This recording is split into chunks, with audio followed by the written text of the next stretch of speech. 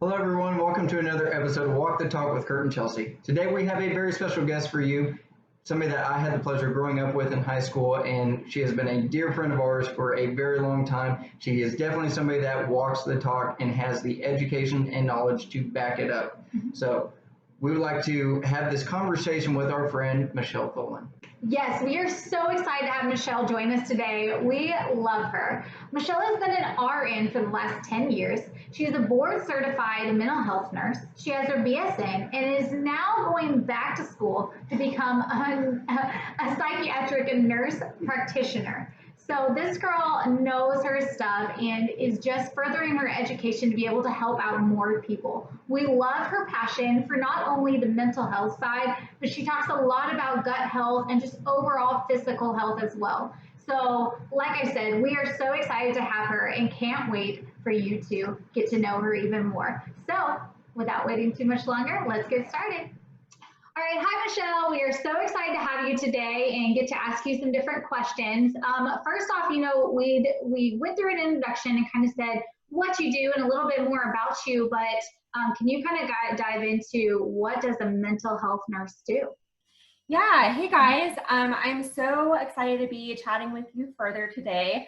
So a lot of times, I'll go a little bit back. So before I went into nursing school, I was actually going to go for psychology.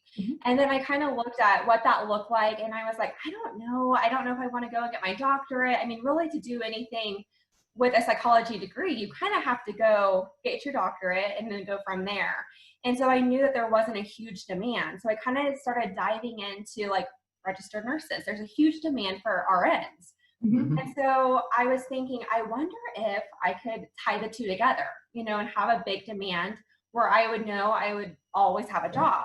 And so I saw that there was mental health nurses. And I was like, okay. So I knew before I ever went to nursing school, this is exactly the track that I wanted to go on. And so I've done both inpatient and outpatient. And what that looks like is in the inpatient setting, usually it's just acute. So they're just with us for 3 to 5 days on average. And we see people there for all different reasons, for depression, for suicidal thoughts. We see people for psychotic breaks. We see people that are coming in for alcohol detox. So we see a little bit of everything. So our main goal when they come inpatient setting is to get them stabilized and then connected to resources from there. Now, I just finished up my contract in Phoenix, Arizona. I was doing travel nursing. And what that looked like in an outpatient setting is they pretty much came in once a week, once every 3 weeks. It was very different. A lot of them had bubble packs. And so we pretty much just managed their care, made sure that they were doing okay with their injections or their medications.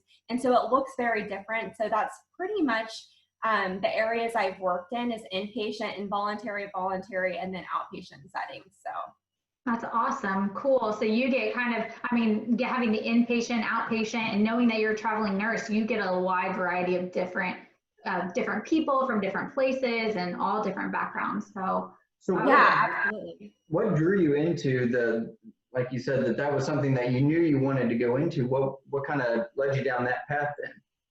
So my history from it is my mom actually has suffered from pretty significant depression ever since I was little. So there's actually a lot of mental illness that stems from my family. So it's something that I was always just very passionate about. And I always obviously love to care for people. And I felt like this is where I could make the biggest difference, is really diving into mental health. And it was just something that I knew I was very empathetic towards. It's something that I could relate to, just seeing the struggles behind closed doors, growing up and stuff. And then I had my own issues I was dealing with anxiety. So you mentioned you suffered from anxiety. Can you go into that a little bit deeper? Yeah, so my mom and I were just talking about this yesterday. And so when I was in second grade, I think it was my second grade teacher that took my mom aside. And she goes, Michelle does great on her homework assignments, but I can tell right away, as soon as a test is put in front of her, she has test anxiety. She freezes up, she doesn't remember anything. And so, my mom thought at that time, what do you do with a second grader? Do you put them on medication? What do you do to really tackle this test anxiety? And so I never knew from this young age on why I always had like what felt like butterflies in my stomach. It was pretty much constant, but definitely I'm definitely a perfectionist. And so I think in my mind at such a young age, I was thinking, oh my gosh, if I don't pass this test, I might have to retake second grade. And so this kind of lingered all throughout elementary school, high school. And then it hit me when I got into nursing school. I would get a test put in front of me and I would study, guys. Like I'm a big studier, like I prepare, I have note cards, I don't miss classes. And so I knew the content. I always did great on my homework assignments. And again, my mom had never mentioned the test anxiety until I got into nursing about school. this. Yeah. And so literally, guys, like I would have a test put in front of me. It would take me over an hour. I'd be the last one taking the test. I couldn't remember anything at all. And so I was flunking my first semester of nursing school. And I've shared this a little bit with people. Mm-hmm. And I went to a doctor finally because I was like, I know I'm not stupid, but why can't I pass these tests? You know, why am I freezing up? I was so focused on people getting up and, you know, just thinking I was over analyzing every single question. And then my mom goes, oh yeah, you've had test anxiety since second grade. I was like, Mom, like, it's in the middle of the semester. So I actually went to a doctor and he goes, yeah, you have test anxiety. I will prescribe you a prescription medication, which at that time, this would have been back in 2009, was Xanax. It was a very small dose.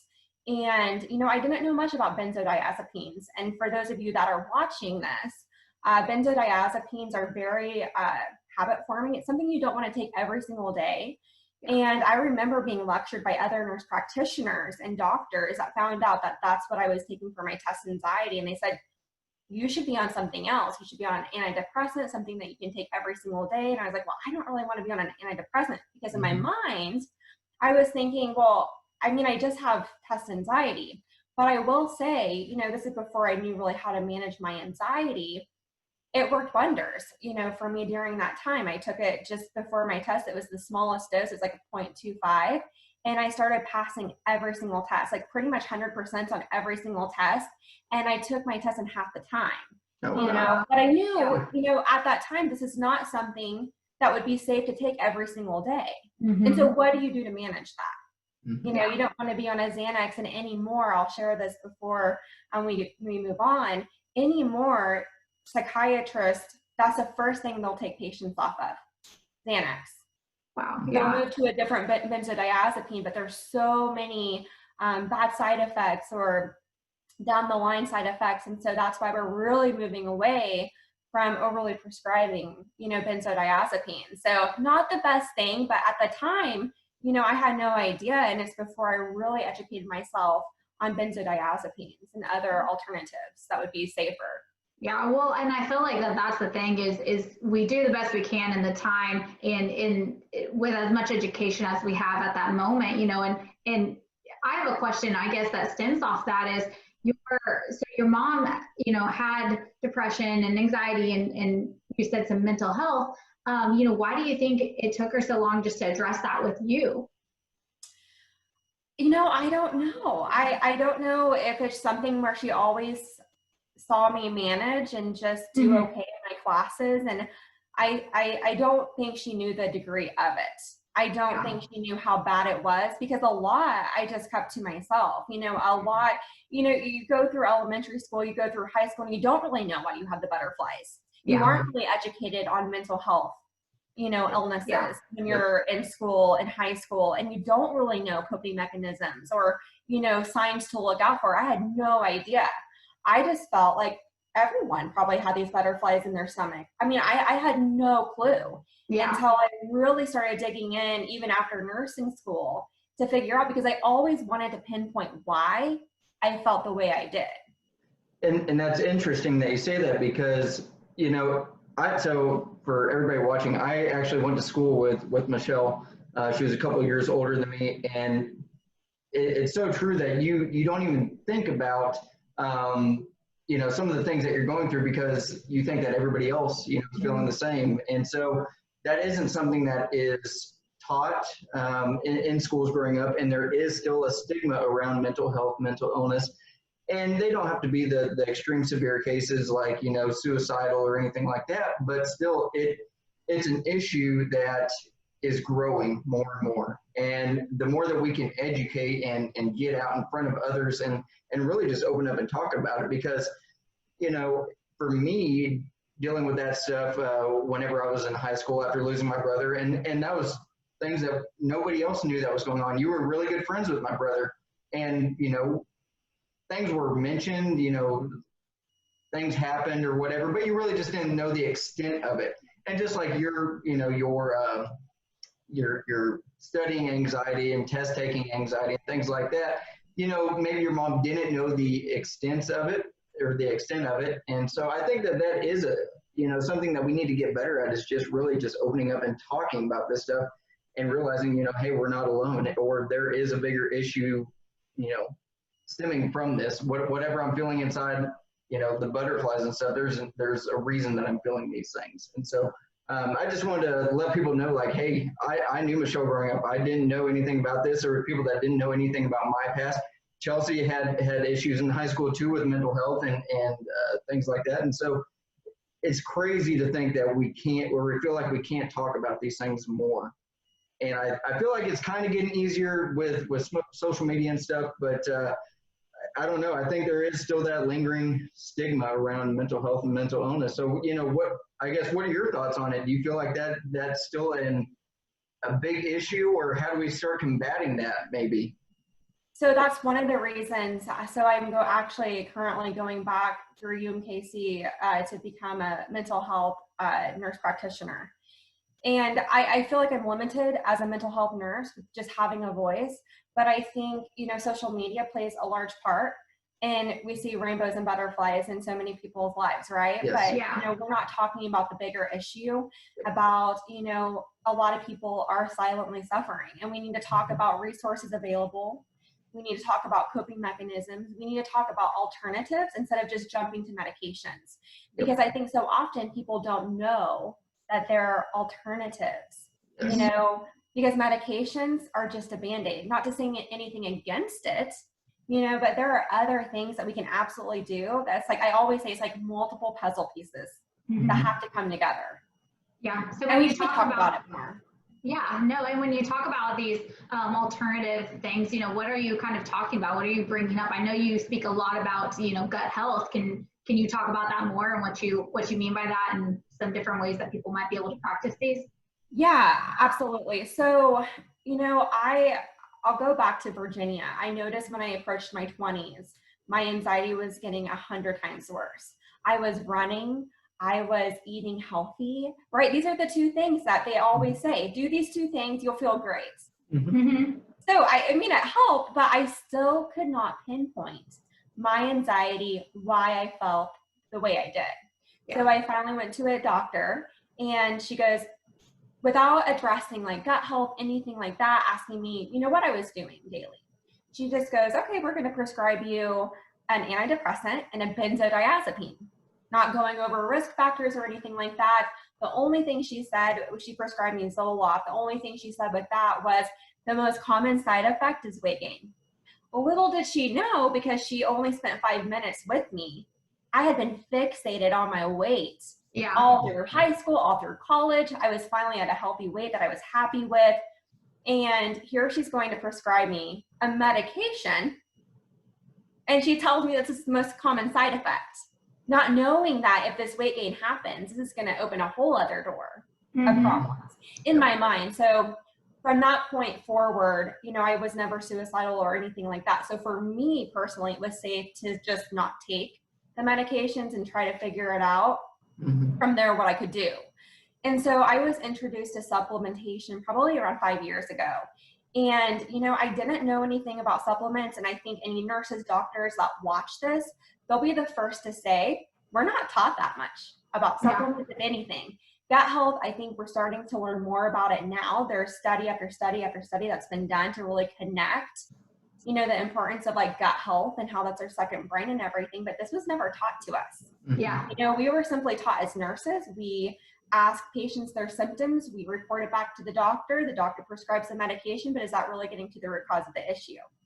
So 5 years ago, I was introduced to supplements, and I didn't know. It's just kind of a leap of faith, something that was more on the natural side. I thought, what do I have to lose? What if this is something that could help me? So within 90 days of taking supplements that really focus on the gut health aspect of things and balancing things out, my anxiety was gone. And at that point, I was like, whoa. I went to multiple doctors for my stomach issues in college. I've, talked about my anxiety. No one's been able to ever link it back to, hey, let's address the root cause of the issue. So from there, I started kind of digging through every single ingredient because I wanted to know why. Yeah. Why my anxiety was gone, why I was feeling so much better. So I started doing research on my end, and that's pretty much how I uncovered gut health. And one thing, and this is, honestly, I was looking for a source so I could cite it, but this is documented. If you look on Google Scholar, this is documented by pretty much everywhere on the internet. But over 70% of your immune system is in your gut, and over 90% of your serotonin produced in your gut.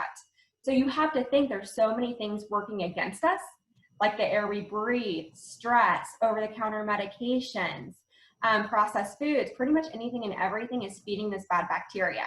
Yeah. And so if you look up, there's tons of studies. So from that point, I was thinking, oh my gosh, this isn't talked about. I'm sure no one knows about this. I mean, this was 5 years ago when I uncovered all of this. And so from that point forward is when I started kind of sharing my story, sharing, about supplements. And like I said, this was a puzzle piece. This was part of the puzzle pieces. I was exercising. I was mindful of what I was eating. This was like the missing link, a huge piece. And, one thing that I talked about the other day is our soil's depleted of these nutrients that they used to contain. So, a lot of people think, well, I can just eat clean and this is going to do everything for my gut health or for the nutrients that I need. But even if you're buying organic, because our soil is so depleted, it affects the food that we buy. And so that's why supplementation is just a huge piece. And so from there, that's why I'm going back to school, to be a bigger voice, to provide this education, to really provide these multiple puzzle pieces that need to come together, and not just medications. Not to say, like I said, I'm not against it, but what other things can we bring together, to keep people out of the hospital? Yeah, I love that. And that's something I'm super passionate about, whether it's the nutrition side of it, but just gut health, supplementation, everything. Like you said, we have depleted vitamins and minerals in our foods, and it's the air we breathe, everything that could be affecting our gut health. And just like you said, you were prescribed a medicine, which I feel like, I'm very big on. I think medicine, I hate taking medicine. I think it's overprescribed when there are more holistic ways to cure things, or at least make things better, so you could take as minimal medications as possible. But when you look at some of the side effects to these ingredients, it's not just, or into these medications, it's not just weight gain. Some of them are just adding on to your mental illnesses, or creating problems with your digestions, or different stresses on your body. So I feel like, as a nurse, and now knowing this, did you ever have any struggles, like knowing people were being prescribed medications and trying to help them through it, or trying to talk them through, like, okay, what if we can find a different way, but it's going to take some new habit changing?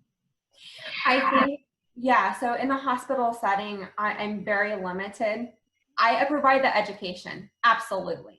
Yeah. But I am limited on what I can say. But I will say this, with my patients, I see, building that rapport with them. I always say, especially if I saw patients that kept on coming into the hospital, like every month, anytime a stressor happened, they came into the hospital. Finally, I'll just ask the question, what are you doing on your end? Because you know that your medications are just a certain percentage. Yeah. But what are you doing on your end to help when you hit this bump in the road, when your medications may not be working? Because there are stressful events that happen, but if we don't have those coping mechanisms in place, I mean, that's not great. And so when I ask, a lot of times they can't answer that. Yeah. They don't have any coping mechanisms, or they'll ask, like, what do you mean? And so from there, I tie it into self-development. I tie it into, walking, exercising. People say, I don't exercise. Get out and just take a walk. That is huge. The fresh air, the vitamin D.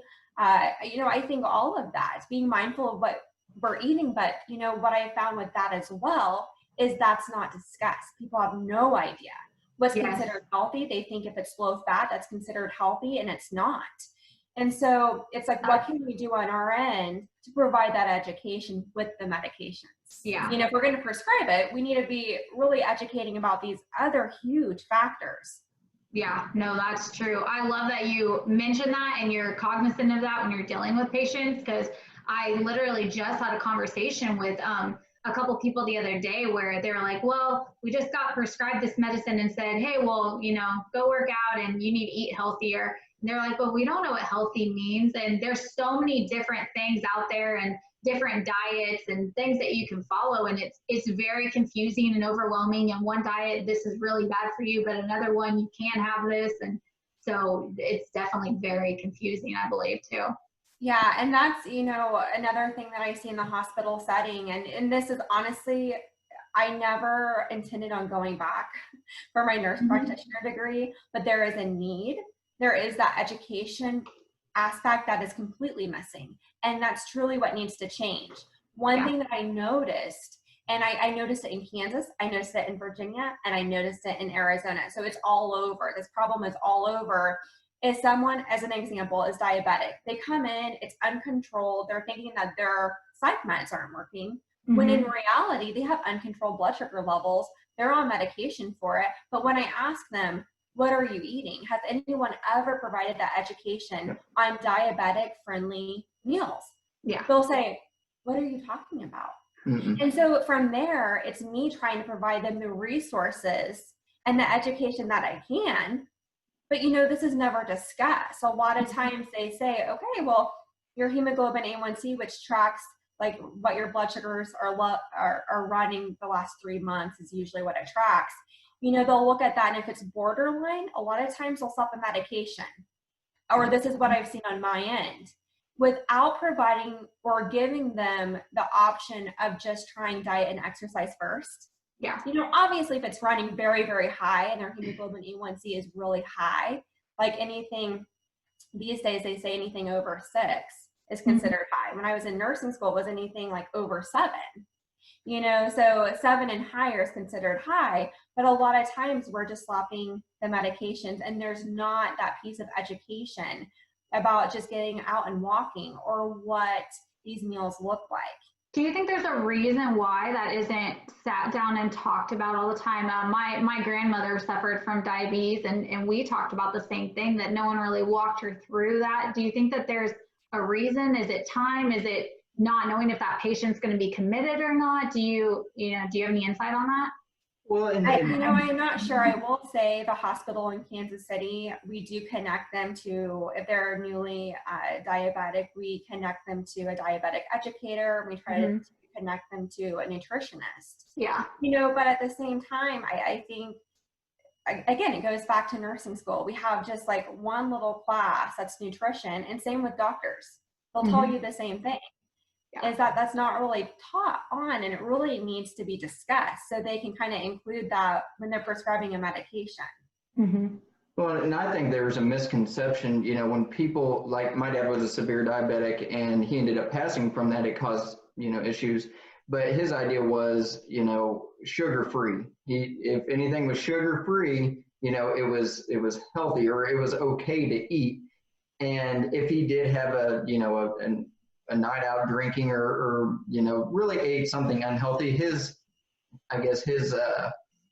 way of dealing with that was, well, I'll just shoot up with more insulin. And so even though he knew in his mind that, hey, I should be eating healthy foods, but well, it's sugar free, so it's okay, I'll just shoot up more insulin if I do go out, definitely was not the healthiest way to go about it. And it ultimately ended up hurting him in the long run and cost him his life. But I feel like that is so common nowadays, with everything is sugar-free or 0 calories or whatever, but they don't actually look into the actual ingredients. The artificial ingredients and chemicals that they're putting that affects the other processes in their body. Yes.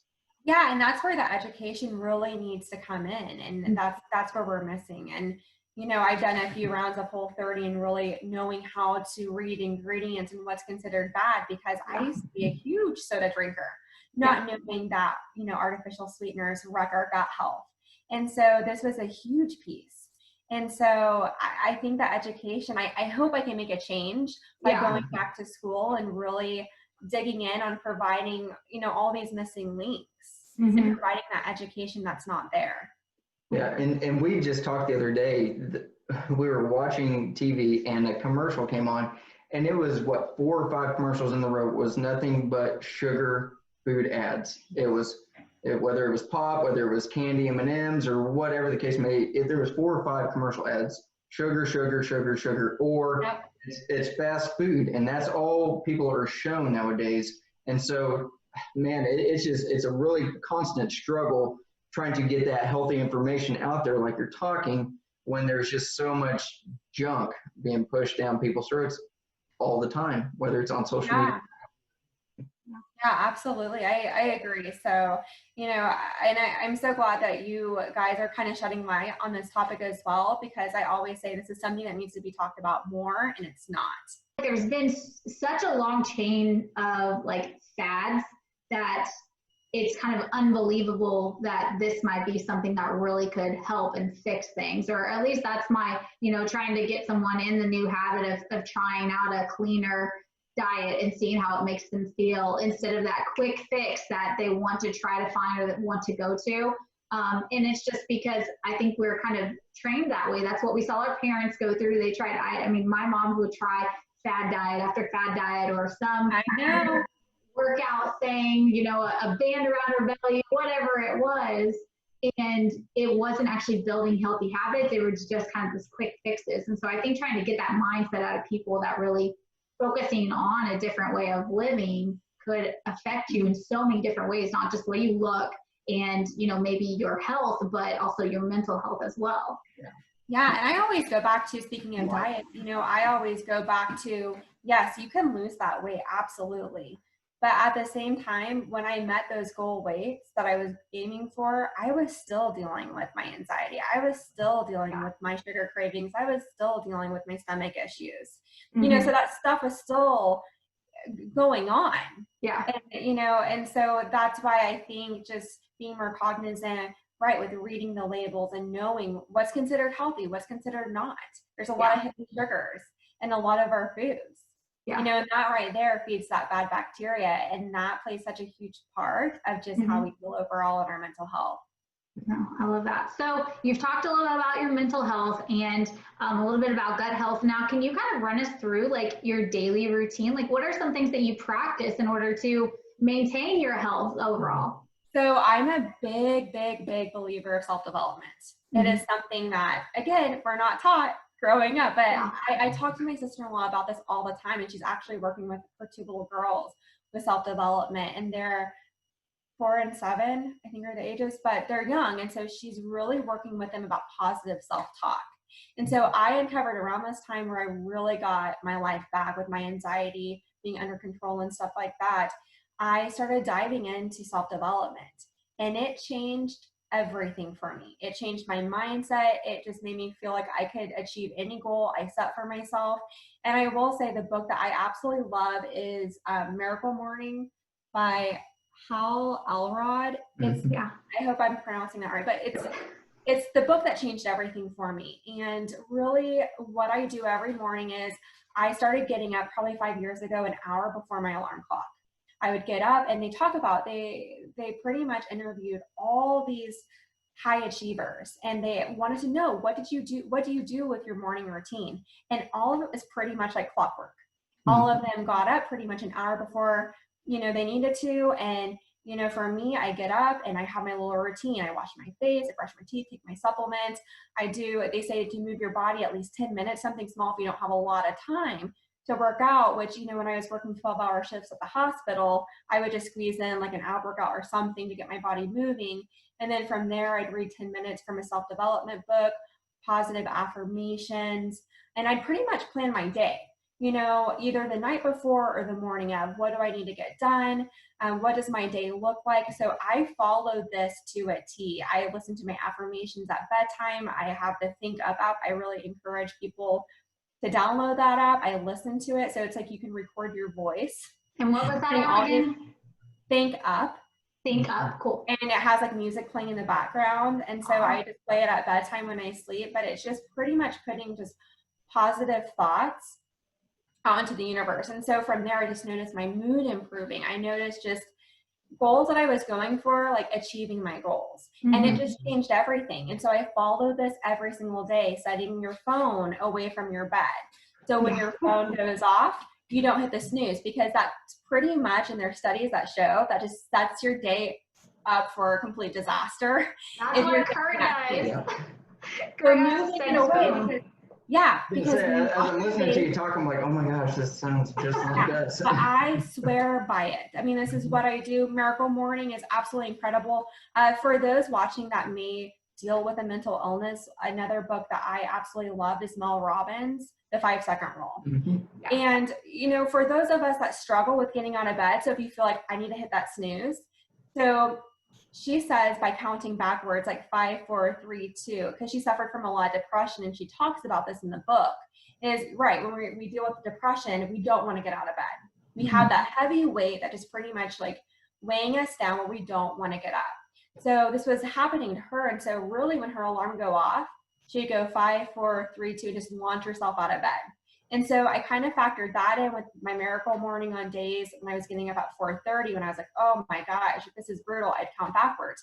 Because she says in this book that the studies show that there's something that ignites your prefrontal cortex to pretty much act on whatever you're thinking that you might not want to do, just acting on it, especially if you feel like it's something that can move you in a positive direction. Do it, because you have that time to like pretty much not talk yourself out of it. Just do it. And so that book I've read probably 5 times. It's incredible. And then the Miracle Morning. So I am a huge believer of self-development. I always say, if you don't have time to sit and read, Audible tapes. I listen to a lot of YouTube videos. Les Brown, Shoot for the Moon. He has a series of like 13 or 14. Absolutely incredible. I've listened to it several times. Like, I just squeeze it in. When I get ready, I play something inspirational. Like, I mean, I just kind of factor in, like, how am I feeling? Where do I feel like I'm kind of in a funk with? Because I always say, if you have a lot of negative self-talk, I always say, read the book, What to Say When You Talk to Yourself. Because we're programmed at a very young age. I can't do that. No, you can't have this. I'm never going to be good enough. And so we pretty much are just doing this negative self-talk from a very young age on, you know? And so that book is incredible. And so really there's so many books out there. And I always say, wherever you feel like you're struggling or your weak area is, pull that book. So self-development all the way. It keeps me on track, keeps me going for my goals. And that's honestly what changed everything. And I started doing this probably 4 or 5 years ago. That's really cool. I love that. I will second that, because that's really the exact same thing that I did starting out. So probably one of the best things that I will, probably talk to people is, you have to have that morning routine. Like, if you're wanting to make that change, you need to start implementing that good morning routine, those good daily habits that are going to get you started off in the right mindset with the right, the right way to tackle the rest of your day. Because if you don't, you're going to let those little things, those little hiccups throughout the rest of your day, pull you away from your distract you from what you're actually wanting to work towards. And I think by starting that day off positive, you can control your day so much easier, and you can actually dictate, hey, I'm going to have a good day today with the positive self-talk. I know that I'm up probably, an hour and a half, 2 hours before she gets up, and I'm like jazzed, ready to go. And she's just now waking up, and she's like, well, tone it down.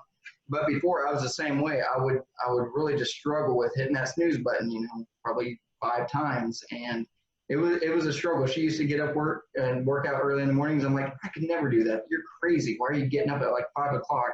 And it was a life changer. That's when I'm doing my positive self-talk, listening to the motivational videos and stuff. And man, I told a guy the other day, it's been a game changer. You don't think about those little things, that the negative self-talk and how big of a difference it actually makes in your life until you start doing it a different way. You start doing the alternative. the positive things, and man, it's just a game changer. So I'm glad that you brought that up, because it's like listening to me talk to other people. So. Yeah, and another good podcast I've been listening to is Brooke Castillo is really great, and she's another one that has a history of depression, and what I always talk about is we aren't going to feel like getting up and getting out of the bed, maybe taking a shower, getting dressed. And she's a very big person that also says, just get up in the morning and just make yourself do these things that you don't want to do. Take a shower, put on makeup if you put on makeup, because that alone, she's like, it just made me feel better. Yeah. Doing these things that I knew I needed to do, but I didn't feel like. She's like, I just forced myself, and I just noticed each day it was getting better and better. And so that's really what I encourage on my end. You're not going to feel like probably going for a walk. You're not going to feel like, especially if you feel like you're in a dark place, but I think just knowing and just forcing yourself to do these things each day is going to get a little bit better, especially if you're implementing this self-development and this positive self-talk. It sounds silly, but it is a game changer on so many levels. Yeah, no, I mean, I just talked about this the other day, and, you brought it up of, if you feel like you're struggling in the area, that's where you need to like read a book or listen to something. And, I did that the other day. I didn't want to get up and go work out. Like, I just wasn't feeling it. I was sore, whatever the case may be. But I had created these habits where I knew I had to get up. I knew I had to show up. And then I was like, okay, well, I need to listen to something motivational, something that's going to inspire me. So I turned on YouTube and just motivational videos, whatever popped up to make me get out of that funk and bring the right attitude to the day was what I needed. And so just having that thought process that I'm not where I want to be to achieve, and I need to get there and I need to find the resource is, I think, a huge habit that I've had to pick up on over the years. Before, I would just be like, oh, well, I'll just wait till tomorrow to have a good day. Well, I'm just thinking this would have been a game changer when I was in nursing school. Why didn't I do this? Because I've noticed already just being more disciplined, and just my schooling is so much easier and better, even than when I went back for my BSN. Mm-hmm. And I've been out of school for a few years, and going back to grad school, I'm just way more disciplined. My mindset is in a better place. It's just it's completely different. So what a blessing. I mean, it's like a blessing in disguise almost that I discovered this years ago. And honestly, I don't know if I would be going back to school as well if it wasn't for self-development and believing that I could absolutely make it happen. Yeah. How has, so since you travel so much, I know when we go on vacation, we really try to focus in like, okay, we're still going to try to get a workout in, and we're still going to try to, get in as much healthy meals as we can and splurge and indulge because we're on a vacation also. But you travel for your job. That's not the same as a vacation. How do you maintain kind of a routine and healthy lifestyle with that? So I will say it took me some time to get adjusted. I'm going to tie in a little bit during the quarantine and when that happened, because I think that affected a lot of us, and it still is. So when I moved to Arizona, it was almost another blessing because I didn't know anyone. And so you're kind of just forced to, okay, well, I'm just going to try to figure it out. And so I found a gym that I loved. There's like this amazing heated yoga studio. And so again, I'm just very big on just mapping out your weeks. If you're a big, like, if you like to map out your whole week, I like to do like the night before, the morning of. It kind of varies depending on, if I can look ahead of what my week looks like. But this is what I did early on, especially when everything hit with COVID. I would pretty much map out, because honestly, and I think that a lot of us can probably relate, I was just going to throw in the towel. I was so devastated whenever the yoga studio closed, and I was just at a loss.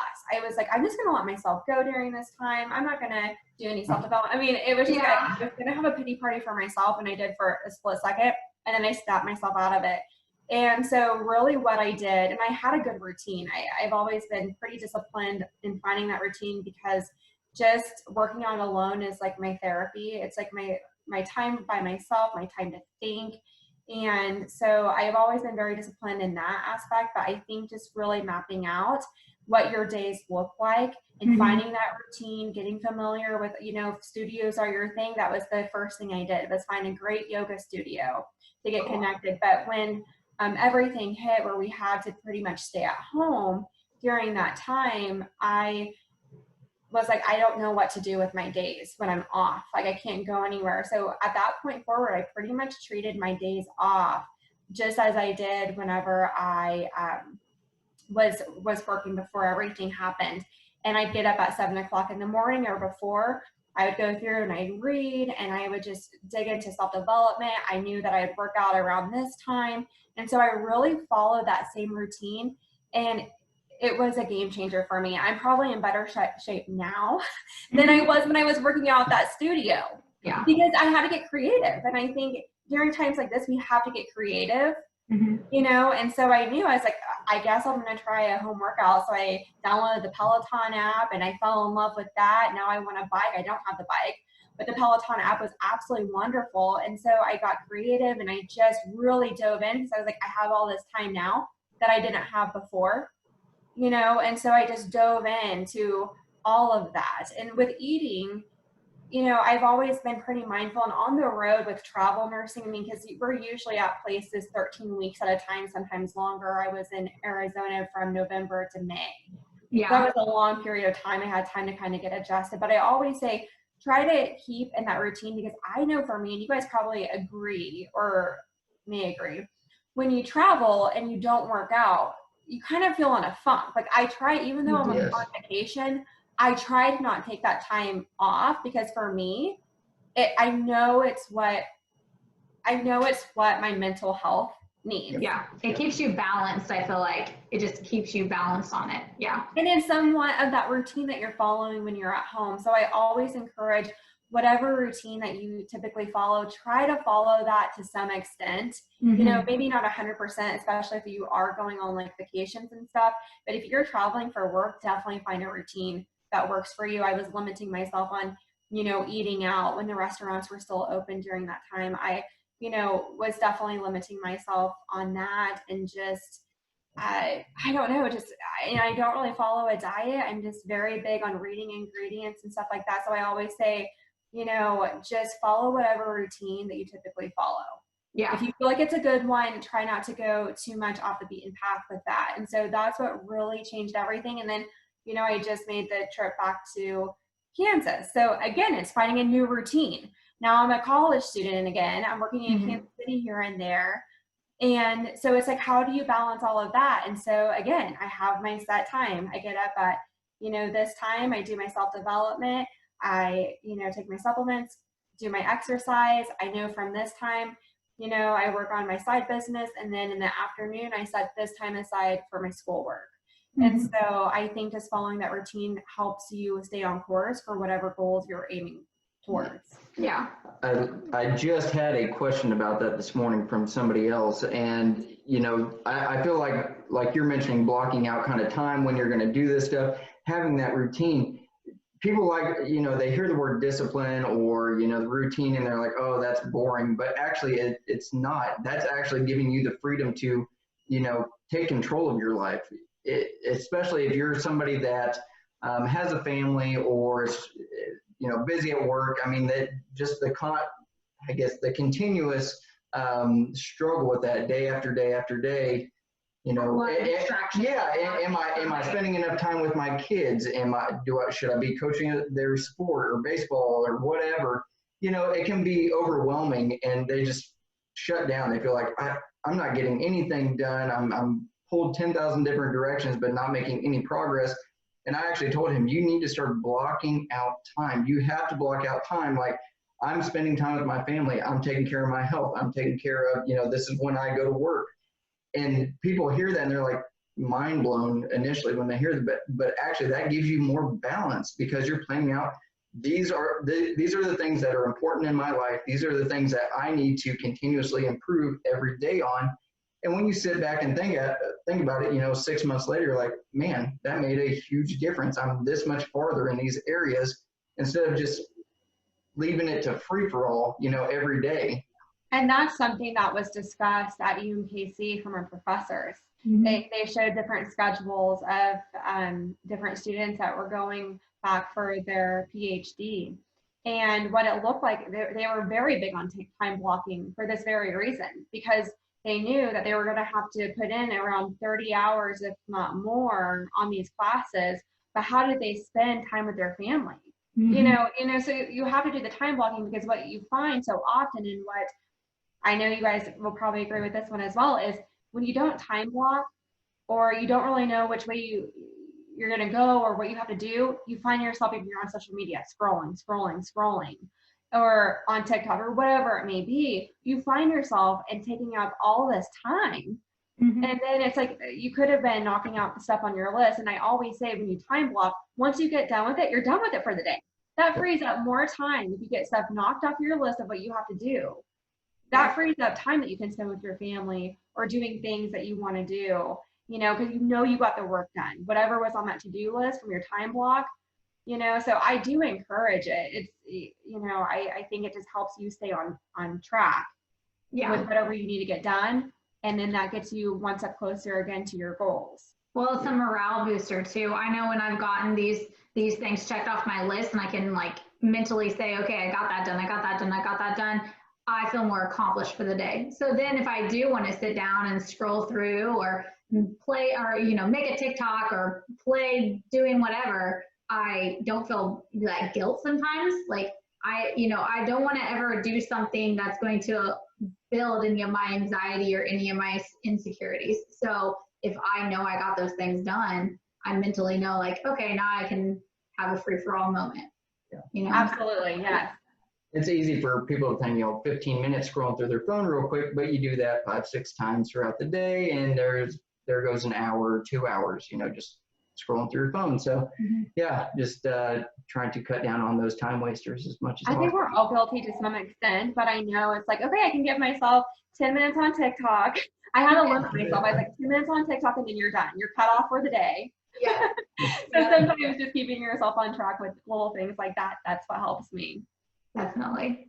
Well, no, you answered a lot of our questions and I love just hearing some of the things, like hearing it from you and knowing that we're practicing some of it. I know it's just like an extra thing, but I love, having just another insight on what you're dealing with and what you're standing for. I love that what you're standing for and everything that you are trying to help. The fact that you are, we're called walk the talk, and the fact that you're walking the talk and you've been through some mental struggles, but you took the time, you are learning, you're educating yourself, you're making a better quality of life for yourself, and then spreading that knowledge to others is just so admirable. Like, I just love that about you.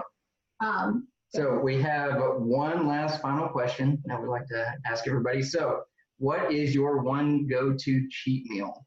You have one last cheat meal. For what would it be? An indulgence.